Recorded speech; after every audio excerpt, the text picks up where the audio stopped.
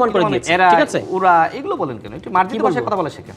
আরে ভাই, আপনি 2 দিন ধরে সরকারে কি এত জ্ঞান দেন না? কি জ্ঞান দেন? এত জ্ঞান দেন না ভাই। আপনি কি শব্দ স্যার? এত জ্ঞান দেন, এরাও বলা যাবে না। আপনার কাছে ভাষা শিখতে হবে নাকি এখন? মানে আপনার কাছে আপনি কি ভাষা বিজ্ঞানী? সভ্যতা আপনার কাছে ভাষা শিখতে হবে, ভাষা শিখতে হবে, সভ্যতা শিখতে হবে, সবই আপনার কাছে শিখতে হবে। অবশ্যই এত গরম দেখায় না রাশেদ।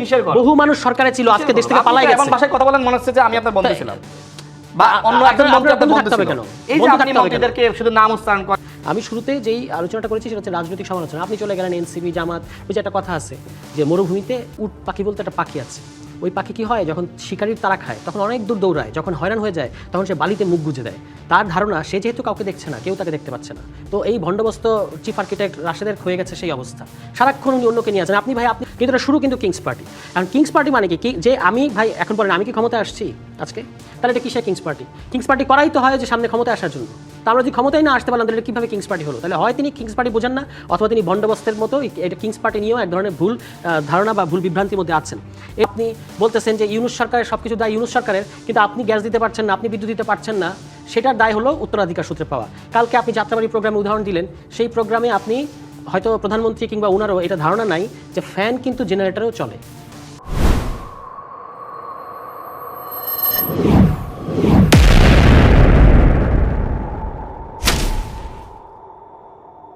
কিন্তু যেটা দুঃখজনক সেটা হচ্ছে 180 দিন কিন্তু একটা সরকারের জন্য চূড়ান্ত কথা বলার সময় না হলেও একেবারে কম সময় না। 6 মাস অনেক।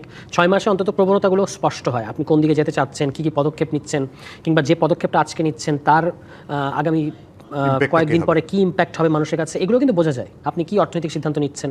1 কোটি কর্মসংস্থানের কথা বলেছেন 1.5 বছরে, তাহলে এখনই 1 কোটি কর্মসংস্থান হয়ে যাবে না, কিন্তু 1.5 বছর পরে আপনার আজকের গৃহীত পদক্ষেপের ওই ফলাফলটা কর্মসংস্থানে পড়বে কিনা, সেটা 1 কোটি না হোক 50 লাখ কর্মসংস্থান হবে কিনা, সেটা কিন্তু আজকে আমি বুঝতে পারি যারা অর্থনীতির খোঁজখবর রাখে। দ্রব্যমূল্যের পরিস্থিতি, আইনশৃঙ্খলা পরিস্থিতি, গণতান্ত্রিক সংস্কার, প্রাতিষ্ঠানিক যে স্বচ্ছতা, জবাবদিহি, দুর্নীতি, এই যেগুলো আসলে একটা সরকারের সাফল্যের ইন্ডিকেটর, তার প্রত্যেকটা জায়গায় কিন্তু সরকার আমি বলবো শোচনীয়ভাবে ব্যর্থ হয়েছে। এবং একটা মন্ত্রণালয় দেখাতে পারবেন না যারা পারফর্ম করছে। সরকারের সবচেয়ে বড় ট্রাম্প কার্ড ছিল ফ্যামিলি কার্ড, তারা ফ্যামিলি কার্ড দিচ্ছে। কিন্তু আপনি যদি এখন দেখেন, আজকেও এটা নিয়েও স্বরাষ্ট্রমন্ত্রীও দেখলাম কোথাও একটা মন্তব্য করেছেন যে তারা 31 দফা দিয়েছিলেন, এখন তারা 32 নম্বর দফা 33 নম্বর দফা বাস্তবায়ন শুরু করেছেন। এটাই হচ্ছে বিএনপি সরকার, মানে একটা ম্যাজিক দেখানোর অর্থে বলেছেন। কিন্তু 31 দফার আপনারা দফা রফা করে দেওয়ার পরে 32 নম্বর দফা থেকে যদি বাস্তবায়ন শুরু করেন বা 33 নম্বর দফা থেকে বাস্তবায়ন শুরু করেন, তাহলে তো এটা আপনাকে কেউ বলে নাই। আপনাকে সবসময় আপনার অগ্রাধিকারটা বুঝতে হবে। 31টা দফা আপনি দিয়েছেন, এই 31টা দফার মধ্যে কোনটা আপনার 6 মাসের প্রায়োরিটি, আপনি স্পেসিফিক বলেন যে আমি 31 দফার 8 নম্বর, 10 নম্বর, 12 নম্বর, 13 নম্বর দফাগুলো বাস্তবায়ন করেছি, এগুলো ছিল আমার 6 মাসের অগ্রাধিকার। পরের 6 মাসে আমি এই দফাগুলো করবো। এটা সাবস্টেন্সিয়াল হবে আপনার এই আলোচনাটা। কিন্তু আপনি যখন একটা পলিটিক্যাল রেটরিক দিচ্ছেন যে 31 দফা আমরা কথা দিয়েছিলাম, এখন আমরা 32 নম্বর দফা করে ফেলেছি, 33 নম্বর করে ফেলেছি, ভাই প্রথম 31টার খবর কি? তো বোঝা যায় তারা যে পাস করতে পারছে না, পাস মার্কস 33, এটা যে তারা পাচ্ছে না, এটা তারা খুব ভালো করে বোঝে। এই অন্তর্জালা থেকে এখন 33 পর্যন্ত যাওয়ার ইচ্ছা, কিন্তু আগে ভাই আপনারা 31 পর্যন্ত বাস্তবায়ন করেন, সেটা আপনারা করতে পারছেন না, এটা আমরা দেখতে পাচ্ছি। ফ্যামিলি কার্ডের ইস্যুতে দেখেন আজকে সারা দেশে একটা নৈরাজ্য সৃষ্টি করেছে এই ফ্যামিলি কার্ড ইস্যু। কীভাবে? ইউএনও সহ সরকারি কর্মকর্তা কর্মচারীদের, মাঠ প্রশাসনে যারা আছে, তাদের জীবন একেবারে একটা গজব নেমে এসেছে এই ফ্যামিলি কার্ডের জন্য। আপনি একাধিক উপজেলায়, প্রায় 18-20টা উপজেলা আমি নাম বলতে পারবো, যেখানে কোথাও বলা হচ্ছে এই ভাষাগুলো খেয়াল করবেন, জবাই করা হবে ইউএনওকে যদি আমাদের কথা না শোনা হয়। বিএনপি লোকেরা বলছে আছাড় মারবো, লাথি মেরে আপনাকে বের করে দেবো, তালা মেরে দেওয়া হচ্ছে, জিপ পাটে ছিঁড়ে ফেলবো। এইগুলো হলো তাদের ভাষা। কি তাদের আপত্তিটা কি, বক্তব্যটা কি? বক্তব্য হচ্ছে ওই যে তথ্য সংগ্রহকারী এবং সুপারভাইজার, এই দুটো পদে তাদের লোক নিয়োগ দিতে হবে, এবং কারা ফ্যামিলি কার্ডের দাবিদার হবে, কারা সুবিধাভোগী, সেই নামের তালিকাটা তাদের কাছ থেকে নিতে হবে। তো তার মানে যে 18, 20টা 25টা জায়গায় যে সমস্যা হচ্ছে, বাকি জায়গায় আরও যে 495টা উপজেলার মধ্যে বাকি জায়গায় ইউএনও তার মানে তাদের সাথে কম্প্রোমাইজ করেছে, এই কারণে ওখানে সমস্যা হচ্ছে না। ফ্যামিলি কার্ড তো সবার পাওয়ার কথা, গ্র্যাজুয়ালি সবাই পাবেন। আপনি বলেছেন তারেক রহমান বলেছেন যে জুবাইদা রহমানও ফ্যামিলি কার্ড পাবেন। আচ্ছা, আপনি এটা 4 কোটি পরিবারকে দেওয়ার কথা, অগ্রাধিকার ভিত্তিতে দেবেন আপনি, ঠিক আছে। এখানে আপনি আপনার দলীয় লোকদেরকে ইনভলভ করলেন কেন? তারা কি প্রশাসনিক কাঠামোর কোথায় তারা অবস্থান করছেন? এটার জন্য তো আপনার এই পুরো ফ্যামিলি কার্ড প্রকল্প একেবারে সর্বশেষ লেয়ার হচ্ছে ইউএনও সাহেব, যিনি তার প্রশাসনিক কর্মকর্তাদের দিয়ে কারা এটার দাবিদার ফিল্ড অ্যাসেসমেন্ট করবেন, সুমারি করবেন, তার মধ্যে থেকে সুবিধাভোগী যারা তাদের দেবেন। কিন্তু বিএনপি নেতারা যেটা করছে, সামনে যেহেতু স্থানীয় নির্বাচন, বিশেষত সবার আগে ইউনিয়ন নির্বাচন হবে, এখন তারা এই কার্ডের প্রলোভন দেখিয়ে যে আমাদেরকে ভোট দিলে তোমাদেরকে কার্ড দেবে, এবং তাদের আপনি অনেক জায়গায় দেখা যাচ্ছে বিএনপির যারা অবস্থা সম্পন্ন যারা সচ্ছল তারা আসলে এই কার্ড নিজেদের নামে পাচ্ছে। তাহলে এবং সবচেয়ে বড় কথা যেটা একটা লোক BCS দেবে, রাষ্ট্রের একটা ইউএনও আজকে হয়েছেন, একটা সরকারি রাষ্ট্রীয় কর্মকর্তা, তার একমাত্র কমিটমেন্ট হলো জনগণের কাছে এবং রাষ্ট্রের কাছে। বিএনপির ধরেন এই মাঠ লেভেলের অশিক্ষিত যারা অ্যাক্টিভিস্ট আছে তারা যদি আজকে ইউএনও একটা পদকে অপদস্থ করে, আমি দেখলাম যে মহিলা ইউএনওকে তারা মপ করে পারলে মানে নাজেহাল করে শারীরিকভাবে হেনস্থা করবে, এরকম একটা অবস্থা চলে গেছে। তাহলে এই যে একটা আমরা মোটামুটি একটা বক্তব্য পেলাম সার্বিক, ফ্যামিলি কার্ড পর্যন্ত থাকি, এরপরে অবশ্যই আপনার কাছে বক্তব্য আসবো। রাশেদ খান নিশ্চয়ই উত্তর দেবেন, আমার প্রশ্ন করার কিছু নাই। না, প্রশ্ন করতে পারেন, প্রশ্নের পাশাপাশি উত্তরটা অনেকক্ষণ তো কথা শুনলেন, এগুলো একটু উত্তর পাই তারপর প্রশ্ন করব। অবশ্যই সবাইকে সালাম এবং শুভেচ্ছা। দেখেন, আজকে তুষার সাহেবরা তো সরকারের সমালোচনা করছে এবং সমালোচনা তো করবেই, কারণ তারা অপোজিশনে আছে এবং তাদের দায়িত্বই সরকারের গঠনমূলক সমালোচনা। কিন্তু গঠনমূলক সমালোচনা আর সরকারের বিরুদ্ধে চক্রান্ত করা, সরকারকে ফেলিয়ে দেওয়া, এটি আসলে এক জিনিস নয়।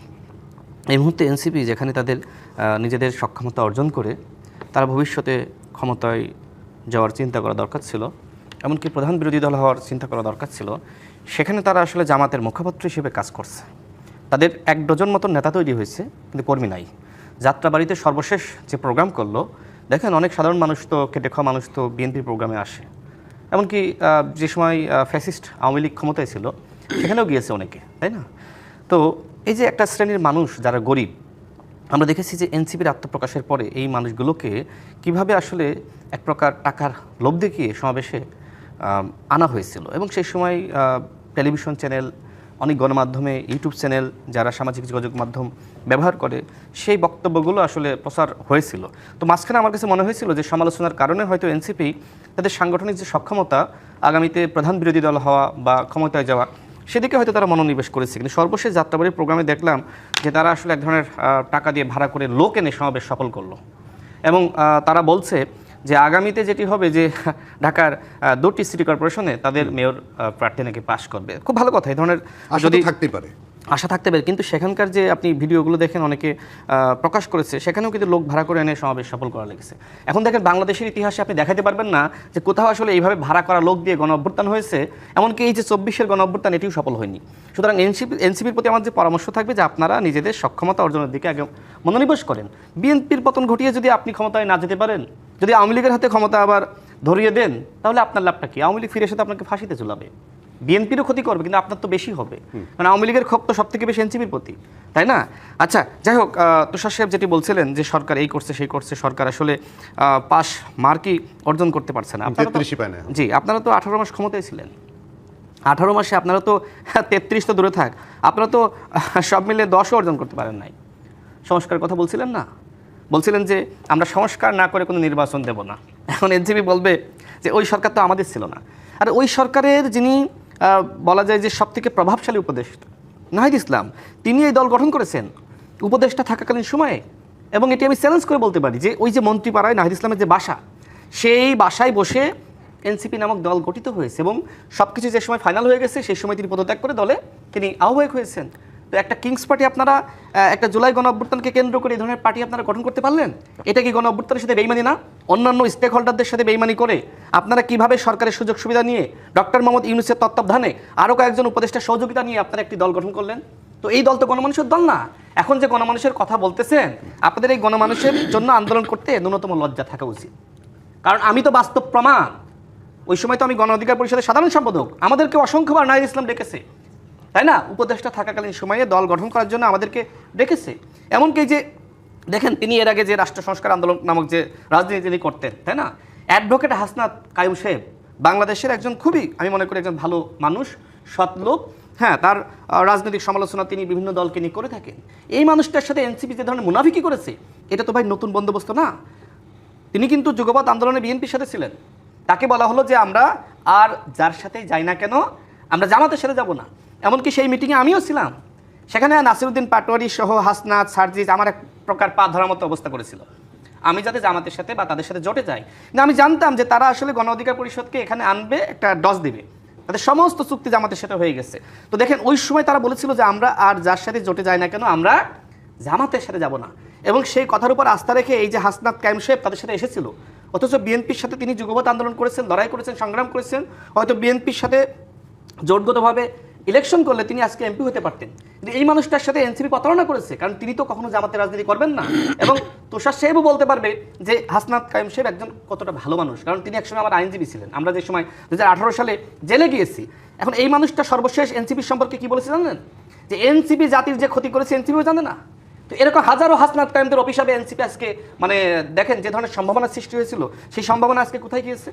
আজকে তারা ফ্যানের বাতাস খাচ্ছে আর সামনে হ্যারিকেন বসিয়ে মানে তারা বলছে যে মানে গ্যাস দাও, বিদ্যুৎ দাও, নাইলে গদি ছেড়ে দাও। হ্যাঁ, তো গদি যদি বিএনপি ছাড়ে সেই গদিতে আপনাকে তাকে বসতে হবে। জামাত বসাবেন? আপনি তো বলেছিলেন জামাত স্বাধীনতা বিরোধী, সার্বভৌমত্ব বিরোধী, মানচিত্র বিরোধী। এই জামাত যদি ক্ষমতায় যায় দেশ ধ্বংস হয়ে যাবে না, এই কথা নাসিরউদ্দিন পাটোয়ারি বলেছিল। নাহিদ ইসলাম বলেছিল জামাত কোনো সংস্কার চায় না, জামাত সংস্কারের নামে পিয়ারের নামে জাতির সাথে ধোঁকাবাজি করছে। তাহলে আমার কথা হলো যে জামাতের সাথে সংস্কারের জন্য গিয়েছেন, তাহলে কি? তাহলে এই যে 11 দলীয় জোট, যদিও 2 দল তাদেরকে বর্জন করেছে, এখন 9 দলীয় জোট তো সংস্কারের নামে প্রতারণা করতেছে। এবং এই কথা তো নাহিদ ইসলাম বলেছিল। আর নাহিদ ইসলাম কি বলেছিল? 11 দলীয় জোট কোথায়? না, 9 দলীয় জোট, 2 দল চলে গেছে। জামাতের বিরুদ্ধে নানান ধরনের অভিযোগ, কর্তৃত্ববাদের অভিযোগ এবং আরো অনেক অভিযোগ, যে তারা আমাদেরকে ন্যূনতম মূল্যায়ন করে না, আমাদের সাথে আলোচনা করে না, এরকম অনেক অভিযোগ করে তারা আসলে ওই জোট ছেড়ে দিয়েছে। তো যে কথা বলছিলাম, নাহিদ ইসলাম বলেছিল যে এদেশের মানুষ জামাতের নেতৃত্বকে গ্রহণ করবে না। দেখেন আল্লাহর কি খেলা, এই নাহিদ ইসলাম জামাতের নেতৃত্বকে গ্রহণ করেছে। যে সময় জামাতের সাথে জটে গেল, আজকে তুষার সাহেব এখানে আছেন, তিনি তীব্র প্রতিবাদ জানিয়েছিলেন। এমনকি এই যে ইলেকশন মেকানিজমের কথা বলে না, জামাত তো এনসিপির সাথে সব থেকে বেশি মেকানিজম করেছে, তার আসনে মেকানিজম করেছে, তাকে ন্যূনতম সহযোগিতা করে নাই।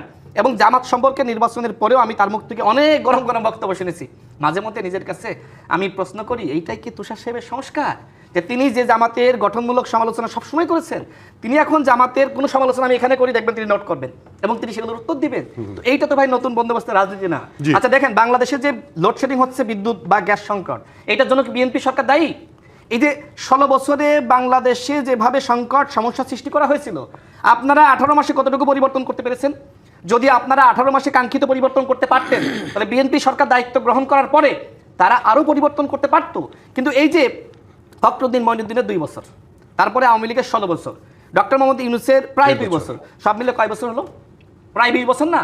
তো এই 20-21 বছরের সমস্যা উত্তরাধিকার সূত্রে বিএনপি সরকার পেয়েছে। এটা কি 6 মাসে সমাধান করা সম্ভব? না, আমি অবাক হয়ে যাচ্ছি। শেষ করে 1 মিনিটে আমি অবাক হয়ে যাচ্ছি, যেখানে এনসিপির মতন দল, যাদের তো মাথায় রাখা উচিত আমরা যে বিশৃঙ্খলা সৃষ্টি করছি জামাতের ফাঁদে পা দিয়ে, যদি এই কারণে আবারও জামাত যে হুমকি দিয়েছে। দেখেন গতকাল আমি দেখলাম যে জামাতের একজন এমপি আব্দুল্লাহ মোহাম্মদ তাহের সাহেব, তিনি কি বলেছেন? তিনি বলেছেন অ্যাজ এ পলিটিক্যাল পার্টি যদি আওয়ামী লীগ ফিরে আসে আমাদের কোনো আপত্তি নাই। এবং এর আগে জামাতের যিনি আমির, তিনি কি বলেছিলেন? তিনি বলেছিলেন আওয়ামী লীগকে সাধারণ ক্ষমা ঘোষণা করেছিলেন শুরুতে। এবং এরপরে তিনি কিছুদিন আগে নির্বাচনের আগে যে কথা বললেন, নির্বাচনের আগে তিনি বলেছিলেন যে আপনার আওয়ামী লীগকে তো সাধারণ ক্ষমা ঘোষণা করলোই। এবং দেখেন তাদের অনেক নেতৃবৃন্দ কিন্তু আওয়ামী লীগ সম্পর্কে নমনীয় বক্তব্য দিয়েছিল। ও সর্বশেষ যে কথা বলেছিল যে 96-এর মতন আমাদেরকে প্রস্তুতি নিতে হবে। তার মানে কি? তার মানে তারা এখন চাচ্ছে যে আওয়ামী লীগকে নর্মালাইজ করে এনসিপি জামাত এখন সরকার বিরোধী আন্দোলন করবে। এই জন্য আমি গতকাল একটি বক্তব্য রেখেছি যে এখন এই এনসিপি এবং জামাত তারা নব্য আওয়ামী লীগ হয়ে উঠছে। তাদের কথাবার্তা বক্তব্যগুলো তিনি অনেক গালিগালাজের কথা বলেন না, বলেছেন যে এনসিপি এখন জামায়াতের শীর্ষ সংগঠন, এরকম মন্তব্য করেছেন। হ্যাঁ, করেছি। রিপোর্টও আছে আমাদের কাছে। আমি 2018 থেকে আন্দোলন সংগ্রাম করে এই পর্যন্ত এসেছি না। দেখেন এই যে আমরা দেখেছি নির্বাচনের পর এবং নির্বাচনের আগে মির্জা আব্বাস সাহেব থেকে শুরু করে বিএনপির শীর্ষ নেতৃবৃন্দ, এমনকি আমাদের মাননীয় প্রধানমন্ত্রী জনাব তারেক রহমান, তার মেরুদণ্ড যে 11-এর সময় ভেঙে দেওয়া হয়েছিল সেটি নিয়ে নাসিরউদ্দিন পাটোয়ারি কি ভাষায় কথা বলেছে। এমনকি আমাদের প্রধানমন্ত্রীর সহধর্মিণী কন্যা থেকে শুরু করে এমন কোন মন্ত্রী নাই যাদের সাথে তুইতকারীর ভাষায় কথা বলে নাই। তাহলে এই যে এনসিপি যে সময় শুরুর দিকে দেখবেন তারা কিন্তু মোটামুটি একটা ব্যালেন্সড পলিটিক্স করছিল, নতুন বন্দোবস্তের রাজনীতি করছিল। এবং এই সম্ভাবনা দেখে ডাক্তার জারা থেকে শুরু করে অনেক, এমনকি তুষার সাহেবরা, তারা রাষ্ট্র সংস্কার আন্দোলনের রাজনীতি না করে তারা কিন্তু এনসিপিতে যুক্ত হয়েছিল। ওই যে ফরিদ সাহেব থেকে শুরু করে আরো অনেকে। এই মানুষগুলো পরবর্তীতে কেন এনসিপি ছাড়লো? কারণ এনসিপি যেটি করেছে নতুন বন্দোবস্তের রাজনীতি ছেড়ে তারা জামাতের নতুন বন্দোবস্তের রাজনীতি করছে। যা অলরেডি সারওয়ার তুষারের জন্য চলে এসেছে, উত্তরগুলো নিয়ে অনেকগুলো প্রশ্ন আপনার সামনে জমে গেছে, যেগুলো আসলে অভিযুক্ত করলেন রাশেদ খান। জি দেখুন, ভণ্ডবস্তের চিফ আর্কিটেক্ট কিংবা প্রধান সিপা সালার যদি অন্যকে ভণ্ডবস্তের জন্য দায়ী করেন তাহলে সেটা যেমন একটা হাস্যকর ব্যাপার হয়, এখানেও সেরকম একটা ব্যাপার হচ্ছে। আমি আপনার কয়েকটা ভণ্ডবস্তের উদাহরণ দিই। প্রথম ভণ্ডবস্ত হচ্ছে এই যে হাসনাত কাইয়ুমের নাম উনি নিলেন, এই হাসনাত কাইয়ুমদের সাথে তাদের একটা রাজনৈতিক দল করার কথা, সেটা গণ অভ্যুত্থানের অনেক আগে, 22-23 বা 21-22 এরকম সময়। পেপারপত্র সব রেডি, দফায় দফায় মিটিং। তারপরে কি হলো, আগামীকাল আপনি প্রেস ক্লাবের সামনে দল গঠন হবে, তারা এবং হাসনাত কাইয়ুমের সাথে যারা আছে তারা মিলে আপনি হঠাৎ করে সেখান থেকে সরে এসে কোথাকার কোন কিবরিয়া সাহেব তাকে এনে দলের প্রধান বানিয়ে দিলেন। ওই গণ অধিকারের কথা বলছি আর কি। এবং সেই কিবরিয়া সাহেব আজকে কোথায়? আরেক দলে, ওই দলের এমপি। এবং তিনি কোথায়? তিনি এই দলের সাধারণ সম্পাদক ছিলেন, তিনি এখন আরেক দলের গিয়ে ওখানে ধানের শীষে মার্কায় ইলেকশন করেছেন, 3 নম্বর হয়েছেন। এটা যদি বন্দোবস্ত না হয়, আপনি একটা দলের সাধারণ সম্পাদক, আপনি তো একটা দলের সভাপতি, সাধারণ সম্পাদক, স্থায়ী কমিটি, এগুলো কারা? বা তাদের দলে যেটা উচ্চতর পরিষদ, এগুলো কারা হয়? যারা ওই দলের সাথে নিজের জীবন মরণকে, কারণ আপনি বহু মানুষকে স্বপ্ন দেখিয়েছেন, বহু তরুণকে আপনি স্বপ্ন দেখিয়েছেন যে সেটা আমি বলবো, এটা আমার প্রথম রাজনৈতিক দল। এর আগে আমি কোনো রাজনৈতিক দল করিনি। আমি বিভিন্ন ইন্টেলেকচুয়াল প্ল্যাটফর্ম ইত্যাদির সাথে কাজ করেছি, কিন্তু এটা আমার গণঅভ্যুত্থানের পর প্রথম কোনো পার্টি বলতে যেটা বোঝে সেটা আমি করছি। আমি এরকম ভণ্ডবস্ত করি না। তাছাড়া আমি কোনো দলের সাধারণ সম্পাদক ছিলাম না। সাধারণ সম্পাদক একটা দলের আপনি যে কোনো একটা পদে থাকা আর সাধারণ সম্পাদক থাকা দুই জিনিস। আচ্ছা, তাহলে আপনি হাসনাত কাইয়ুমদের সাথে ওই ভণ্ডবস্ত করে এখন আপনি অন্যকে, হাসনাত কাইয়ুম নিয়ে আপনার বিরাট মায়া, এটাকে বলে হলো ক্রোকোডাইল স্টিয়ার, মানে আপনার যে কুমিরীয় কান্না, মায়া কান্না। এই মায়া কান্না না দেখালে বলে। এরপরে দেখেন, না আমি করিনি, আপনি করেছেন, সেটা আমি মনে করাই দিলাম। আচ্ছা, এরপর দেখেন ওই যে বললো না যে সমাবেশের লোক দেখে টাকা আনছে, এই যে টাকা দিয়ে লোক আনা প্রোগ্রামে, এইটাকে যারা একটা শিল্পে পরিণত করেছিল সেই দলের নাম হলো গণ অধিকার পরিষদ। তিনি যে দলের সাধারণ সম্পাদক ছিলেন, সেই ভণ্ডবস্ত তিনি করে এসে এখন যেখানেই তিনি লোক দেখেন, প্রথমে বললেন যে এনসিপি প্রোগ্রামের লোক হয় না, আপনি লোক হলে টাকা দিয়ে আনছে। মানে এর বাইরে যে কোনো ব্যাপার থাকতে পারে। তা আজকে আপনার ভাই মহাখালীতে আপনার প্রধানমন্ত্রী প্রোগ্রাম হয়েছে, আমি যদি এখন বলি যেখানে সব লোক আপনি টাকা দিয়ে নিয়ে আসছেন। হ্যাঁ, আমরা তো দেখি প্রোগ্রামের পরে বাসের সামনে দাঁড়িয়ে টাকা পয়সা বিলি হচ্ছে, যে আমি এখন আসলাম রাস্তায় জ্যাম, এগুলো বলা যায়, কিন্তু এগুলো তো রাজনীতি না। আমি শুরুতে যেই আলোচনাটা করেছি সেটা হচ্ছে রাজনৈতিক সমালোচনা। আপনি চলে গেলেন এনসিপি, জামাত। ওই যে একটা কথা আছে যে মরুভূমিতে উট পাখি বলতে একটা পাখি আছে, ওই পাখি কি হয়, যখন শিকারির তারা খায় তখন অনেক দূর দৌড়ায়, যখন হয়রান হয়ে যায় তখন সে বালিতে মুখ গুজে দেয়। তার ধারণা সে যেহেতু কাউকে দেখছে না, কেউ তাকে দেখতে পাচ্ছে না, তো এই ভণ্ডবস্ত চিফ আর্কিটেক্ট রাশেদের হয়ে গেছে সেই অবস্থা। সারাক্ষণ উনি অন্যকে নিয়ে আছেন। আপনি ভাই, আপনি সরকার, আপনি বলেন আপনি কি করছেন? আপনি ফ্যামিলি কার্ড দেওয়ার নামে একটা ইউএনওদের সম্মান মর্যাদা সব কিছু ভুলুণ্ঠিত করতেছেন। আপনি বলতেছেন যে ইউনূস সরকারের সব কিছু দায় ইউনূস সরকারের, কিন্তু আপনি গ্যাস দিতে পারছেন না, আপনি বিদ্যুৎ দিতে পারছেন না, সেটার দায় হলো উত্তরাধিকার সূত্রে পাওয়া। কালকে আপনি যাত্রাবাড়ি প্রোগ্রামে উদাহরণ দিলেন, সেই প্রোগ্রামে আপনি হয়তো প্রধানমন্ত্রী কিংবা ওনারও এটা ধারণা নাই যে ফ্যান কিন্তু জেনারেটরেও চলে।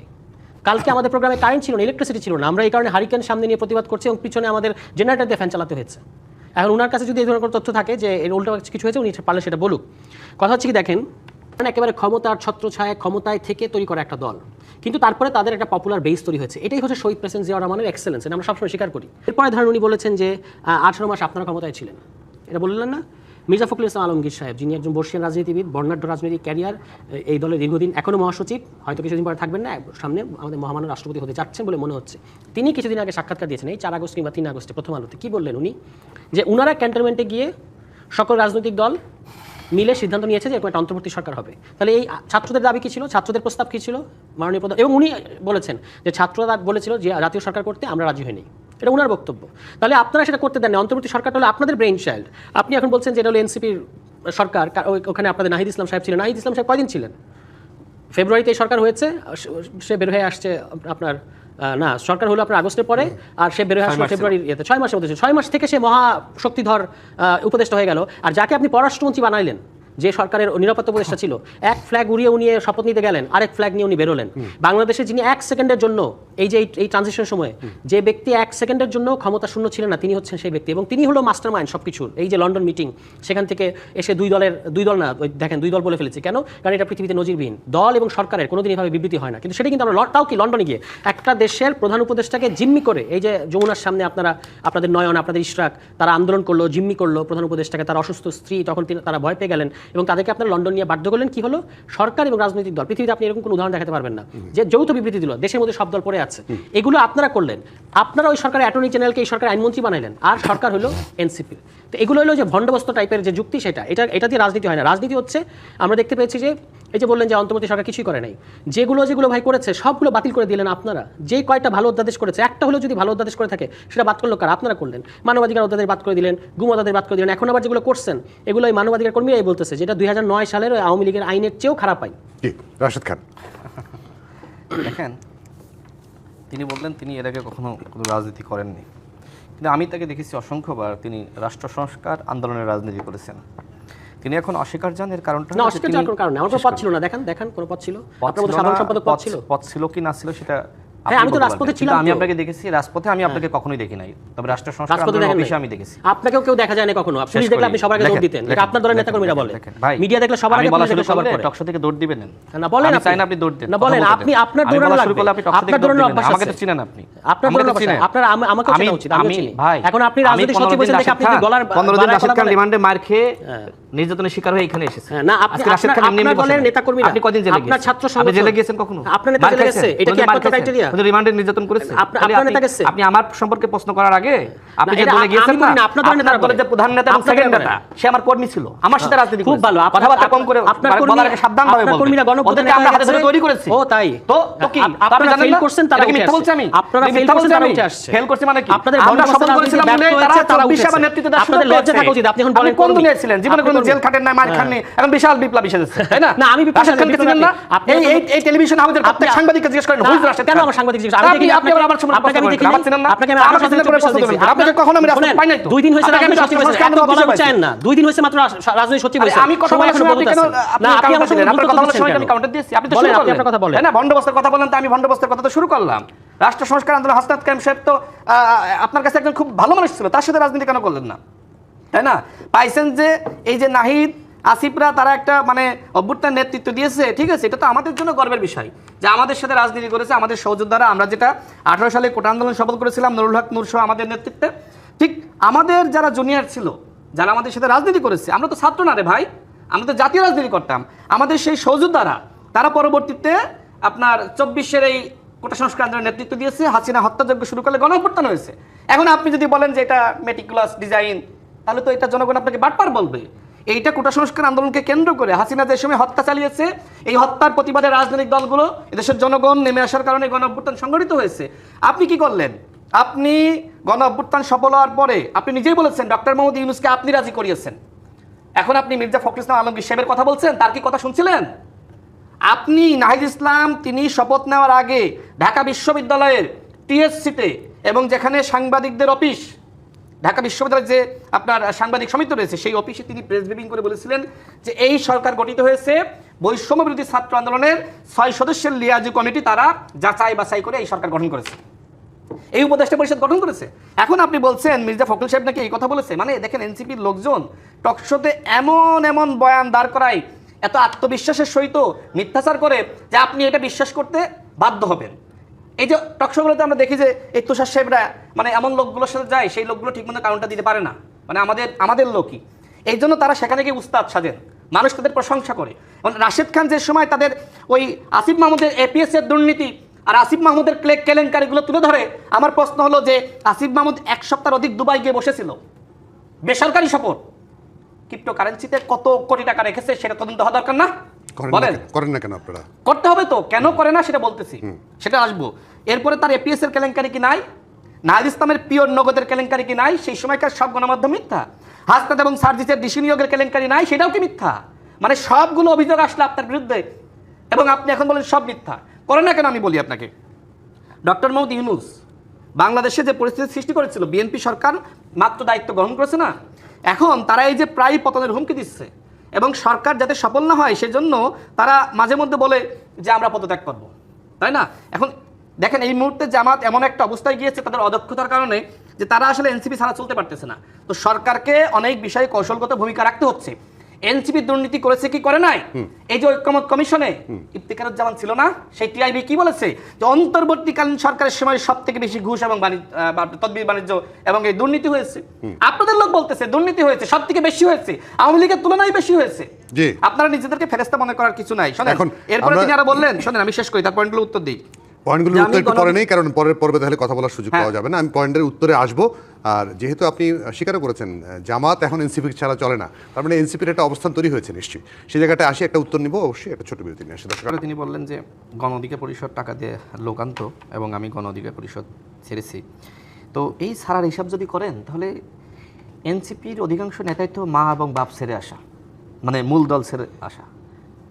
তো সেই জায়গায় আসলে আমার নিয়ে কথা বলতে লাভ নেই। আমি তো বিএনপিতে জয়েন করেছি নুরুল হক নূরের সাথে আলোচনার ভিত্তিতে, এবং আমি যদি নুরুল হক নূর বা হাসান আল মামুনের সাথে আলোচনা না করে কোনো একটা দলে যোগদান করতাম, সেটা নিয়ে আপনি প্রশ্ন তুলতে পারতেন। কিন্তু আমি আলোচনা করেছি মনে করেন যে আমার সাথে মতাদর্শিক ভিন্নতা তৈরি হচ্ছে, তো আমি কি আসলে সেটি নিয়ে আলোচনার ভিত্তিতে আমার যেখানে ভালো লাগে আমি কি সেই স্বাধীনতা রাখি না? অবশ্যই রাখি। আচ্ছা, আমি কথার উত্তরের ফাঁকে যেটা আসলে বলা দরকার, দেখেন আজকে যে ধরনের ঘটনা কুষ্টিয়াতে ঘটেছে, নুরুল হক নূর এটি নিয়ে ফেসবুকে পোস্টও করেছে, সেখানে আপনার জামাত শিবিরের নেতাকর্মীরা, মানে আমির হামজার যে নেতাকর্মী আছে, তারা গণ অধিকার পরিষদের নেতাকর্মীদের উপরে রামদা চাপাতি নিয়ে হামলা চালিয়েছে। এবং নুরুল হক নূর তার ফেসবুকে একটি পোস্ট করেছে, সেখানে তিনি উল্লেখ করেছেন যে জামাত শিবিরের নেতাদের এই যে নগ্ন হামলা, রক্কাটা যে অভ্যাস শোনা যায় তাদের নামে, সেটা তারা আবার শুরু করেছে। এবং এটি নিয়ে আমার মনে হয় যে এনসিপিও জানে যে কী ধরনের ঘটনা ঘটেছে। দেখেন, তো আমি এটা মাঝখানে অ্যাড করলাম যে আজকে জামাত শিবির, দেখেন ওয়েট করেন, এর আগে জামাতের সেক্রেটারি জেনারেল এনসিপি সম্পর্কে কী বলেছিল, বাপের থেকে বেশি বাড়তেছেও না। এবং আমরা দেখেছি যে ছাত্র সংসদ নির্বাচনে এনসিপি যারা প্রার্থী ছিল, মানে এনসিপি ছাত্র সংগঠনের আব্দুল কাদের থেকে শুরু করে তাদেরকে কিভাবে ষড়যন্ত্র করে হারানো হয়েছে। আমি বলছি ষড়যন্ত্র করে। জামাত শিবির এনসিপির বিরুদ্ধে এমন ষড়যন্ত্র হাতে নিয়েছিল যে তাদের অধিকাংশ নেতৃবৃন্দকে এনসিপিতে যুক্ত করিয়েছে। এখন এনসিপির মোটামুটি 80% নেতাকর্মী জামাত এবং শিবিরের নেতা এবং কর্মী, তারা একসাথে জামাতও করছে, একসাথে এনসিপিও করছে। অর্থাৎ জাতীয় নির্বাচন বা যে কোনো নির্বাচনে এমন কোন তালিকা আছে একসঙ্গে দুই দল করছে, আছে কি? আছে তো, শোনেন, যারা করতেছে এটা বলতে গেলে তো সময় লাগবে।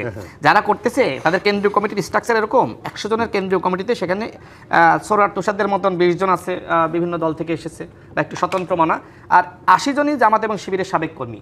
আরও কিছু নতুন যুক্ত হয়েছিল, ডাক্তার জারাদের মতন, অনিক রায়দের মতন, তারা কিন্তু দল ছেড়ে চলে গেছে। তো সব মিলিয়ে এখন মোটামুটি 80% জামাত এবং শিবিরের কর্মী দিয়ে এনসিপি গঠন করা হয়েছে। এই জন্য আমি প্রায় বলি যে জামাতের মস্তিষ্ক দ্বারা এনসিপি পরিচালিত হচ্ছে।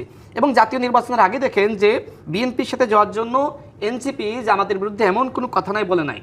বিএনপি যে সময় 4টা আসনের অফার দিল তখন তারা জামাতের সাথে গেল।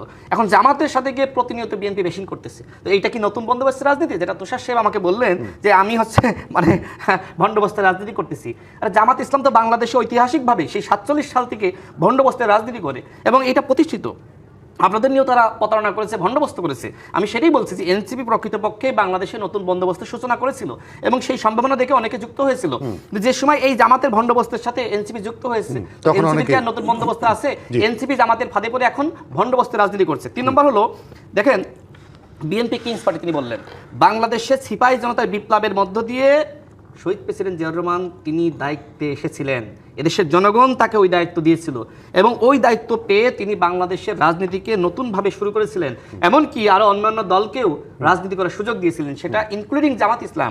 সুতরাং তাকে নিয়ে আপনি এই ধরনের মন্তব্য করতে পারেন না যে বিএনপি কিংস পার্টি, বরং এদেশের জনগণ আন্দোলন সংগ্রাম করে তাকে দায়িত্ব দিয়েছিল। হ্যাঁ,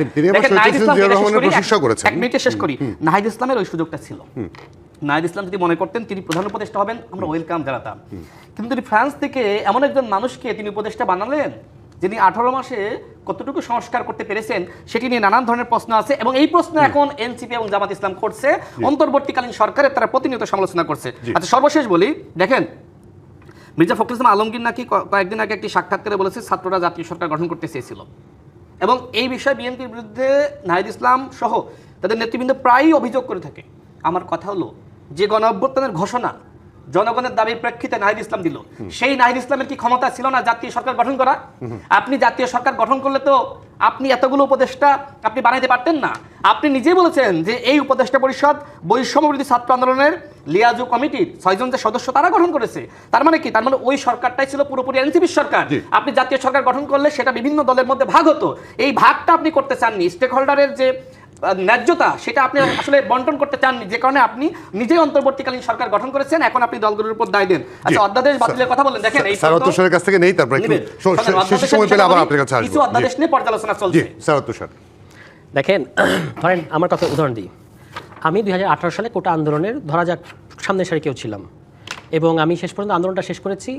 ফ্যাসিস্ট শেখ হাসিনা, যিনি অবৈধ প্রধানমন্ত্রী, ততদিনে অবৈধ প্রধানমন্ত্রী হয়ে গেছেন, অসংখ্য গুম করেছেন, শাপলা মেসাকার করেছেন, পিলখানা হত্যাকাণ্ড ঘটিয়েছেন, ক্রস ফায়ার করছেন, ডিজিটাল নিরাপত্তা আইনে মানুষ বন্দী করছেন, টাকা লুট করছেন, নির্বাচনী ব্যবস্থাকে ধ্বংস করে দিয়েছেন, ওই শেখ হাসিনাকে আমি মাদার অফ এডুকেশন ঘোষণা দিয়ে আমি আন্দোলনটা শেষ করেছি। এবং এটাতে আমার জাতিকে আমি কর্মী বলছি খুব গর্ব করে। আমি হইলে, মানে যে কোনো মর্যাদা সম্পন্ন ব্যক্তি হলে আসলে লজ্জিত হওয়ার কথা যে আমার কর্মীরা আমার ভণ্ডবস্তে যে আমি যেহেতু মাদার অফ এডুকেশন ঘোষণা করলাম, আমি যেহেতু এই আন্দোলনে আপোষ করলাম, এবং 18 সালেই তো শেখ হাসিনা পতন হওয়ার কথা, সেটা যেহেতু আমি করলাম না, বরং আমি মাদার অফ এডুকেশন ঘোষণা করে দিলাম, আমার যারা রাজনৈতিক কর্মী, মানে যাদের রাজনৈতিক বুঝ আছে, তারা আমাকে প্রত্যাখ্যান করে ছেড়ে দিয়ে চলে এসছে। এখন আমি জায়গায় বেজায়গায় ওই হতাশা ঢাকতে, ওই ব্যর্থতা ঢাকতে আমি বলি যে এরা আমার কর্মী ছিল। তো আমার যদি লজ্জা থাকে, আমি তো এটা কোনোদিন মুখে উচ্চারণ করবো না যে আমার কর্মীরা আজকে গণ অভ্যুত্থানের টপ নেতা।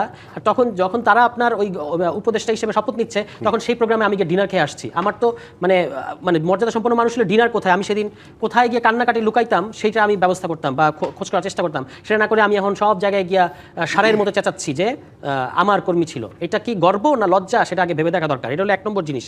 দ্বিতীয়ত হচ্ছে আপনার, উনি বললেন যে এই আজকের যে ঘটনার কথা বললেন, যে কোনো হামলা নিন্দাজনক, এটা তো অবশ্যই, এটা তো বলার অপেক্ষা রাখেন। আমরা বলেছি রাজনীতিতে সহিংসতা করা যাবে না, কিন্তু কয়েকদিন আগে যখন হবিগঞ্জে আমাদের উপর হামলা হলো, তখন এই রাশেদ খান বলেছেন যে এটা আমরাই ঘটিয়েছি। যখন ঝালকাঠিতে আপনার আপনার নাসিরের উপর হামলা হলো, তখন বলেছেন নাসির এই হামলা করিয়েছে। আমি কোথায় বলেছি? ঠিক আছে, আপনি এগুলো কন্টিনিউয়াসলি বলেন।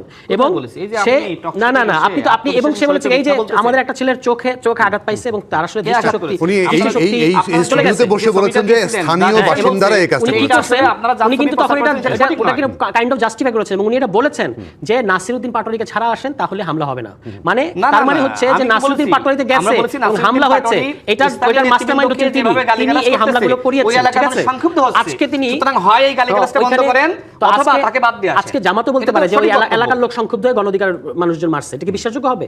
তো এটা ক্ষেত্রে কিন্তু বিশ্বাসযোগ্য না। জামাত তো বলেছিল বাপের থেকে বেশি বাইরে না, না সেটা আরেক জিনিস, সেটার সাথে এটা জামাত দাবি করেছে তারা গণঅভ্যুত্থান মাস্টারমাইন্ড। যে কোনো কিছু ঢুকায় না, যেটা পয়েন্টে থাকেন, টপিকে থাকেন, যে আপনি হবিগঞ্জে হামলা এলাকাবাসী করছে আর কুষ্টিয়া হামলা জামাতের নেতাকর্মী করছে, এটা হচ্ছে তার লজিক। এবং নাসিরউদ্দিন পাটোয়ারিকে ছাড়া আসেন প্রোগ্রাম করতে দেবো, তার মানে নাসিরউদ্দিন পাটোয়ারি গেলে হামলা কারা করছে? এই রাশেদ খান করছে, কিংবা এই যে আরেকজন বিমান প্রতিমন্ত্রী না কি মন্ত্রী জামালপুরের, তিনি একই কথা বলেছেন। এরা হলো এই হামলাগুলোর উস্কানিদাতা, নির্দেশদাতা, এটা তারাই প্রমাণ করে দিয়েছে। ঠিক আছে, ওরা এগুলো বলেন কেন? একটু মার্জিত ভাষায় কথা বলা শেখেন। আরে ভাই, আপনি 2 দিন ধরে সরকারে গিয়ে এত জ্ঞান দেন না, এত জ্ঞান দেন না ভাই, কি শব্দ এত জ্ঞান দেন, এরাও বলা যাবে না। আপনার কাছে ভাষা শিখতে হবে নাকি এখন? মানে আপনার কাছে, আপনি কি ভাষা বিজ্ঞানী? আপনার কাছে ভাষা শিখতে হবে, ভাষা শিখতে হবে, সভ্যতা শিখতে হবে, সবই আপনার কাছে শিখতে হবে। এত গরম দেখায় না রাশেদ, বহু মানুষ সরকারে ছিল, আজকে দেশ থেকে পালাই গেছে। এমন ভাষায় কথা বলেন মনে হচ্ছে যে আমি আপনার বন্ধু ছিলাম বা অন্য একজন মন্ত্রী আপনার বন্ধু ছিল।